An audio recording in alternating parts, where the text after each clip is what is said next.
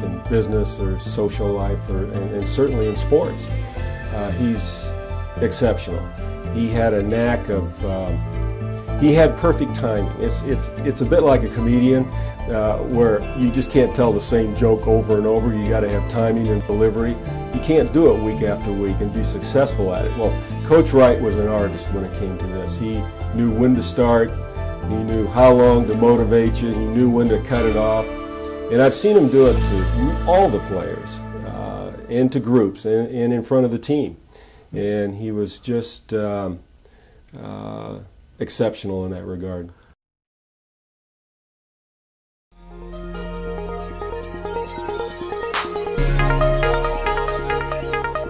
I laugh when I hear these guys that play in the pros talking about how hard two-a-day practices are, because Coach Wright got us up at 5:30 in the morning, gave us a Tropicana tankers was running up and down the East Coast at the time, and we had orange juice at 5:45 on the field at 6 o'clock for an hour and a half.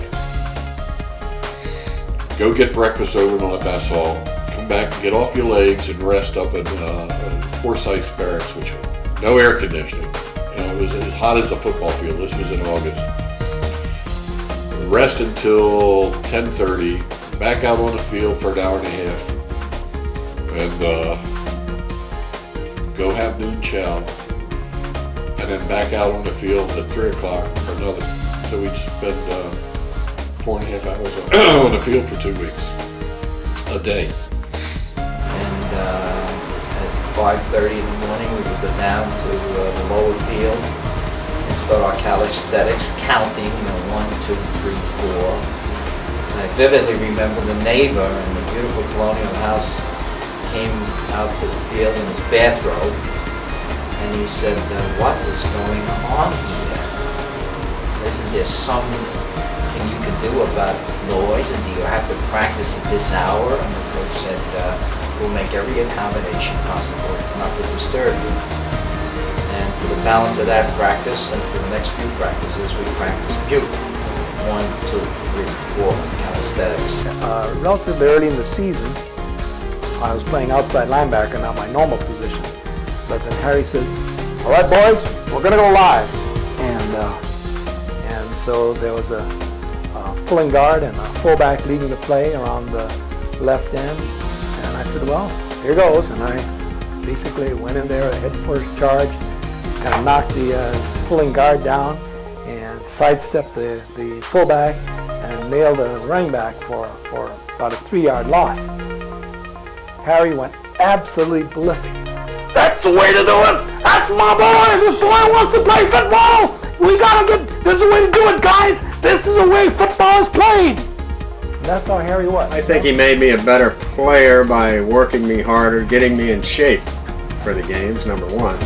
I was probably a little lazy, and he would therefore get us in shape to where we could win.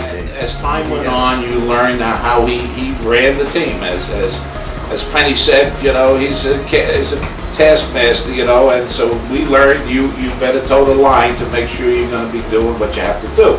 But of course, at the academy, it's an interesting situation, as you're aware. You play the sport, no matter what sport, and it's extra. You got people back in the academy that all they're doing is studying, trying to make sure they get through this place. On the other hand, we loved the sport. We played the sport, and then we also had to do our studies. It was a tough road, but enjoyable. Great friend. We come up to playing on defense, and look over Tom. He's got blood all over his uniform. Just, "Tom, are you bleeding?" "Nah, no. We got blood all over the uniform." He said, "It's the other guy's blood." Harry had a good picture of the game, understood the game, and I think he was ahead of the curve. I think what you're seeing in some coaches out there now and the pros and all, Harry was that type of thinker. He knew how to use all aspects of the game to be a winner. Love it. I have a freshman in high school this year, football player, baseball player, and it would be a privilege, not just from the personal point of view, but because of Coach Wright's ability. I would love for him to play for somebody like Coach Wright.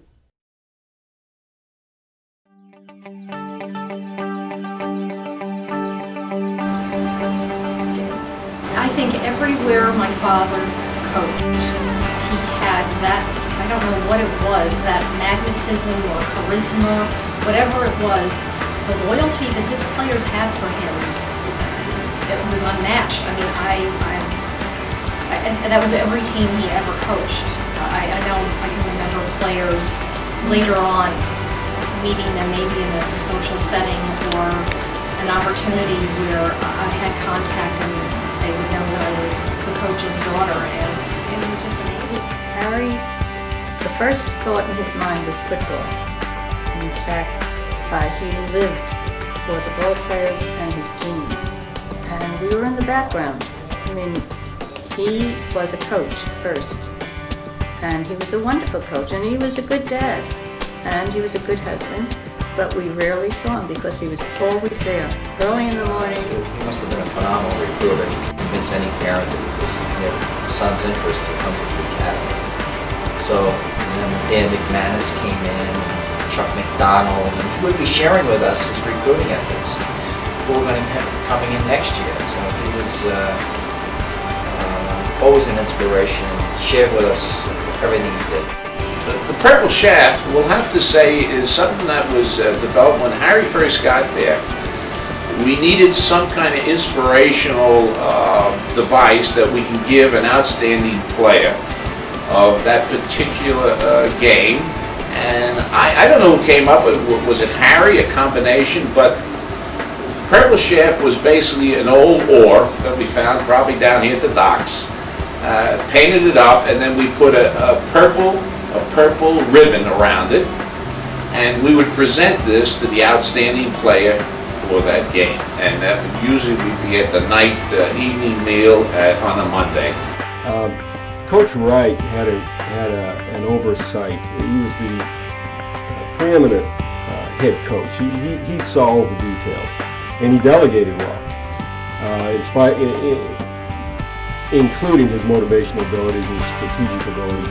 He knew how to oversee an operation, and he was a master at it. Tom Scanlon was our senior classman. He was our captain, and he was a true leader. Tom was a tremendous inspiration to all of us. So if Harry didn't have anything, Tom made up for it, keeping us disciplined, keeping us on track, and keeping us focused on our mission. Tom had such a great love of the game, and he was so passionate about winning. I mean, he'd give us a little pep talk before the game, and Tom would start, tears would be running down his cheeks. He said, "We really got to beat these guys. Come on now, come on, we got to kill them." And that was just a great experience for me. I never saw anybody get so much in a game and go for as much as Tom did. So, and of course, Rogo was always a great player, and he wasn't too good on coin tosses, but Rogo was good playing. But Rogo wasn't a good center either. Rogo wasn't a good center. They moved him to tackle the next week. He had a helmet that was too big for him. We had a 6-man line, and the only thing Rogo was supposed to do was go up down the line of scrimmage and make tackles. And the defensive lineman just cut all the legs out from on the offensive line. And the back, they'd hand the ball to the back, and you could hear the clatter all over the field when Rogo hit him, right? He really would punish him. And the helmet had come down, whacking right across the bridge of the nose every time. When we got back to school, we got Rogo a right-size helmet, and the coach made him a tackle, and he really belonged there. And I think Harry helped instill teamwork, that everybody do their job. And I've maintained a very close relationship with all the ball players that I play with, and to this day we're still a very tight-knit group. And everyone on the team was a good ball player. They did their jobs. In some cases, we did them better than in others.